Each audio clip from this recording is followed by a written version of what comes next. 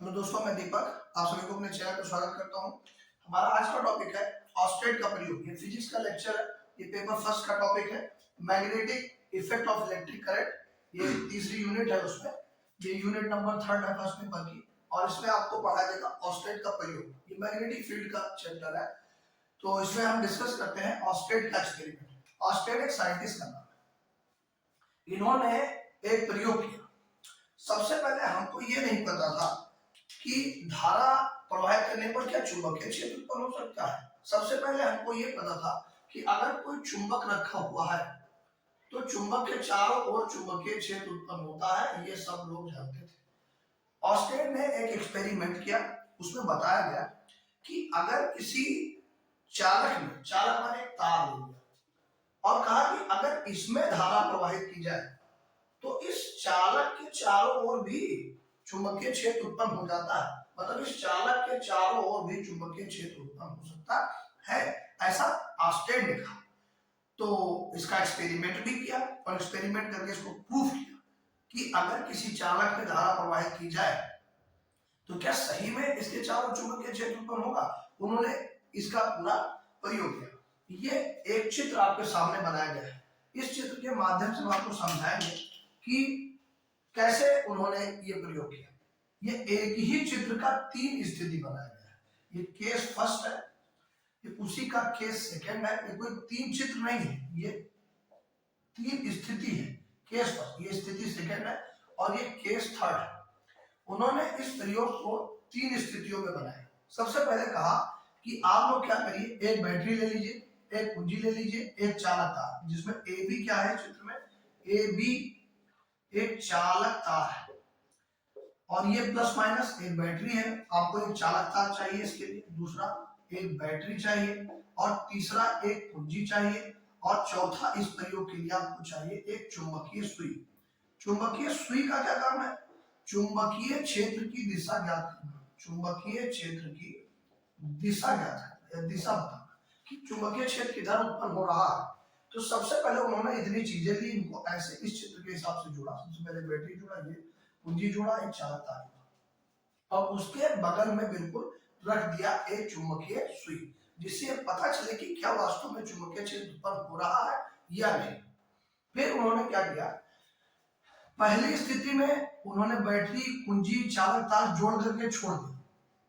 उन्होंने देखा कि जो चुंबकीय सुई इसके बगल में रखी हुई है, ये तार की दिशा, जैसे तार का अक्ष है ऐसे चुंबक का भी अक्ष, मतलब बिल्कुल इसका चुंबक और ये दोनों एक दूसरे के समांतर थे। कोई भी विक्षेप नहीं हुआ। इसमें क्या है, नो डिफ्लेक्शन। विक्षेप माने होता है डिफ्लेक्शन, कोई विक्षेप नहीं। उन्होंने देखा कि इसमें कोई विक्षेप नहीं हो रहा है सुई में। मतलब इसमें ना कोई धारा, ना कोई कुंजी दबाया गया, कुछ भी नहीं किया गया। तो देखा कि चालक में कोई धारा प्रवाहित नहीं हो रही है, तो कोई चुंबकीय क्षेत्र नहीं हुआ।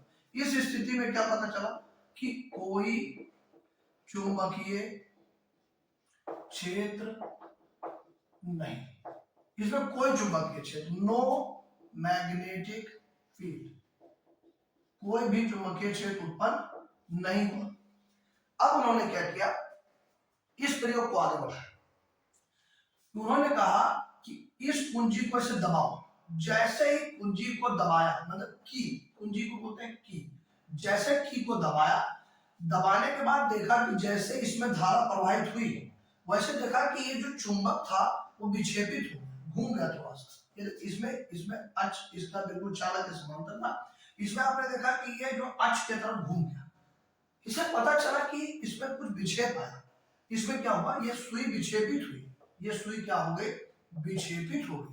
और ये विक्षेपित सिर्फ और सिर्फ चुंबकीय क्षेत्र के कारण होती है। अगर चुंबकीय क्षेत्र नहीं होगा तो ये सुई विक्षेपित नहीं होगी। इससे ये पता चला कि यहाँ पर कोई ना कोई चुंबकीय क्षेत्र अवश्य है, यानी बी है कहीं ना कहीं। जैसे ही इन्होंने बैटरी से धारा प्रवाहित करना शुरू किया तो धारा प्लस से माइनस की ओर बहती है।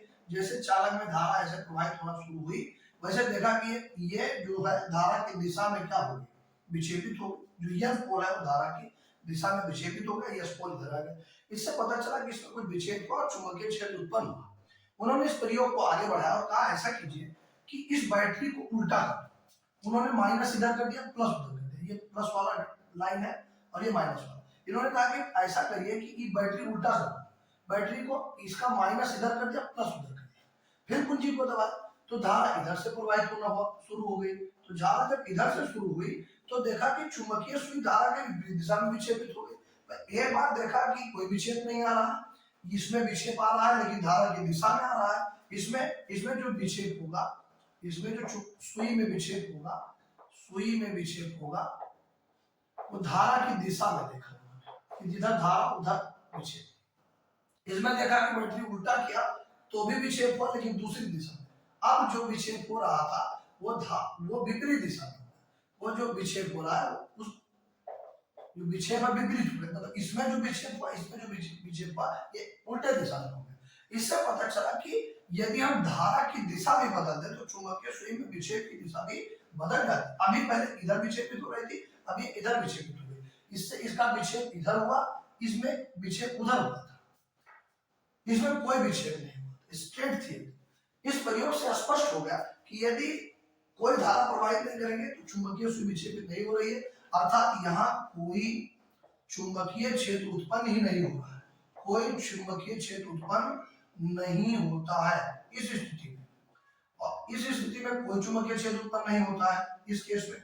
दूसरे में देखा कि यदि हमने धारा प्रवाहित किया, जैसे ही आई प्रवाहित होना शुरू हो गई, इसमें एक चुंबकीय क्षेत्र भी उत्पन्न हो गया और एक चुंबकीय सुई विक्षेपित हो गई, इसमें विक्षेप भी आ गया।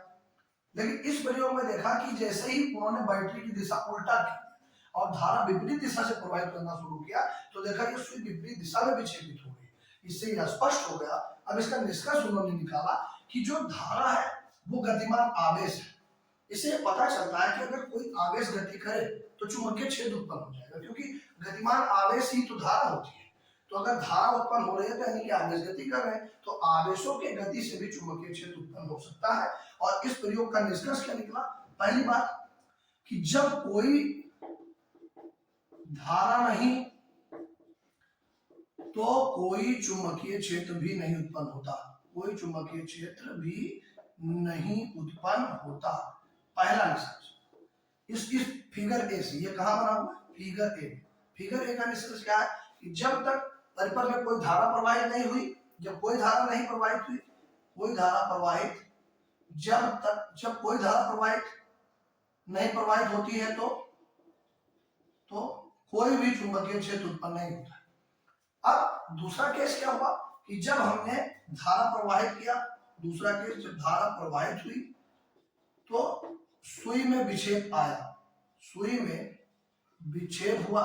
इससे पता चला कि चुंबकीय क्षेत्र उत्पन्न हुआ। बी चुंबकीय क्षेत्र को बी से लिखते हैं। इससे पता चलता है कि चुंबकीय क्षेत्र उत्पन्न हुआ और ये धारा की दिशा में विक्षेपित हुई। ये क्या हुआ? धारा की दिशा में जो विक्षेप हुआ वो कहाँ हुआ? धारा की दिशा में। फिर तीसरा निष्कर्ष क्या निकला कि जब हमने बैटरी की दिशा उल्टा की तो धारा इधर से प्रवाहित होना शुरू हुई। इसमें धारा इधर से इधर जा रही है ऊपर, उसमें क्या हो रहा है? धारा उधर से इधर जा रही है। अब धारा इधर आना शुरू हुआ तो देखा कि चुंबकीय सुई इधर घूम गई। तो इससे क्या पता चला कि जो विक्षेप हुआ वो विपरीत दिशा में हुआ। अब इसी निष्कर्ष के आधार पर यह स्पष्ट हो गया कि स्पष्ट क्या हुआ कि इससे स्पष्ट क्या हो गया। अब इसका निष्कर्ष क्या निकला? इसका निष्कर्ष ये निकला कि निष्कर्ष यह है कि यदि किसी चालक में विद्युत धारा प्रवाहित की जाती है तो उसके चारों ओर चुंबकीय क्षेत्र उत्पन्न हो जाता है, चुंबकीय क्षेत्र उत्पन्न हो जाता है। ये इसका निष्कर्ष है, कंक्लूजन है इसका। कंक्लूजन क्या निकला कि जब किसी चालक तार के चारों, जब किसी चालक में धारा प्रवाहित की जाती है तो उस चालक में क्या हो जाता है?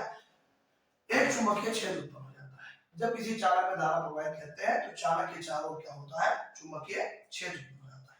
ये ऑस्टेड का प्रयोग था। ऑस्टेड ने प्रयोग करके स्पष्ट कर दिया कि जब किसी चालक में विद्युत धारा प्रवाहित करते हैं तो उसके चारों ओर एक चुंबकीय क्षेत्र उत्पन्न हो जाता है। और ये 3 केस में उन्होंने ये प्रूव किया। अगर आपको अच्छा लगा तो आप लोग लाइक, शेयर और सब्सक्राइब अवश्य करें। और आपका अगर कोई सुझाव हो तो उसको भी कमेंट सेक्शन में जरूर बताएं, जिससे हम अपनी वीडियो को और इम्प्रूव कर सकें। Thank you so much.